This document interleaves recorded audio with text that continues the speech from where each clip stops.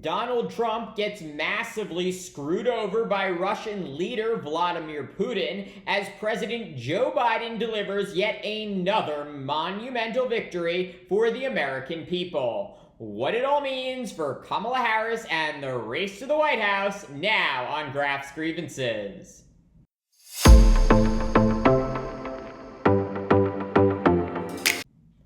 Once again, defying the expectations of the political chattering classes, President Joe Biden delivering another massive win for democracy and the American people. Biden putting his decades of foreign policy experience to work, securing the release of 16 people wrongly imprisoned by Russia and its ally Belarus, including 3 American citizens and a U.S. permanent resident.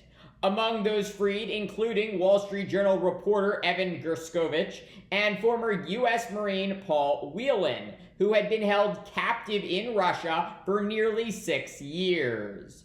Biden's masterful negotiating skills also securing the freedom of some of Putin's best-known Russian critics, who Putin sent to the Gulag for the crime of speaking out against him.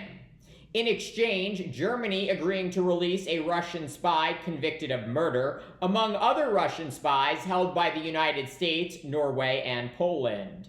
The largest prisoner exchange between the West and Russia since the Cold War, crystallizing the battle of our time. Good versus evil. Democracy versus dictatorship. President Biden freeing a journalist, a former U.S. Marine, and a courageous political opponent of Putin's autocratic regime.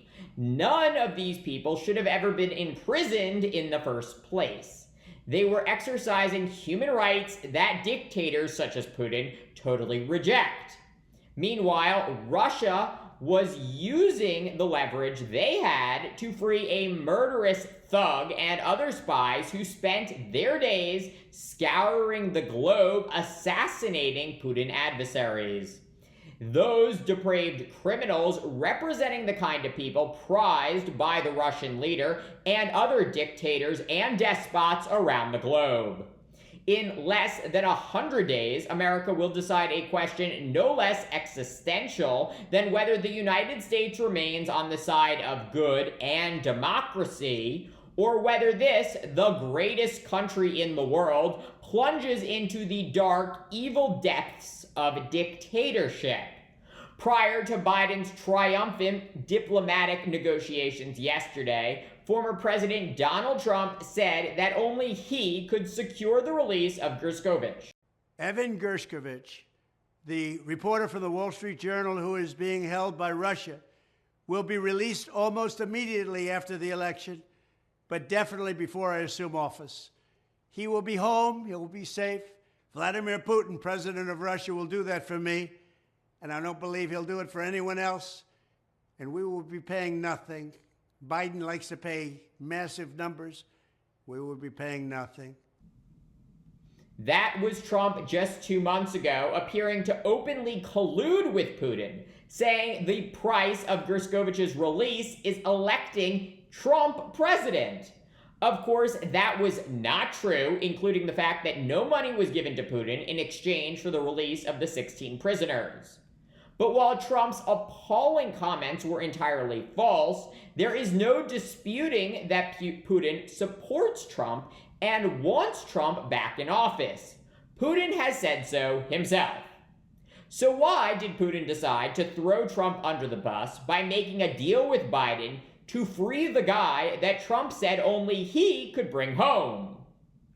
In the 59 days between Trump's video and yesterday's prisoner swap, you might have noticed a lot happened in American politics.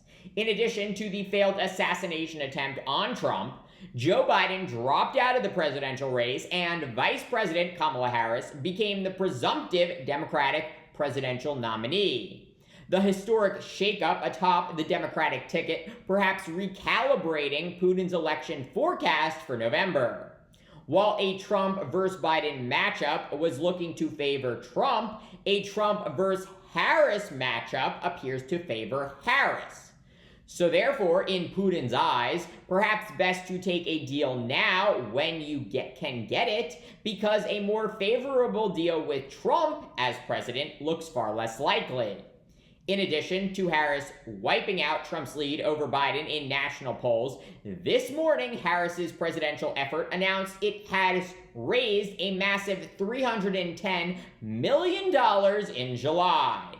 This compared to the paltry $138 million raised by Trump and his affiliated committees.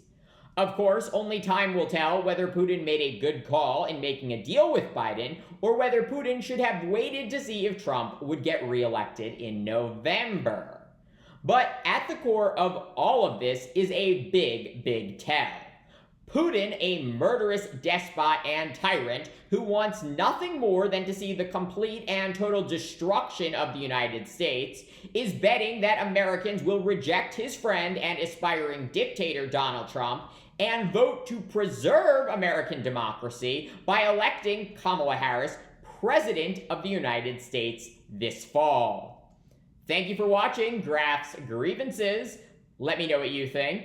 Please like, subscribe, share, and join me in the next one.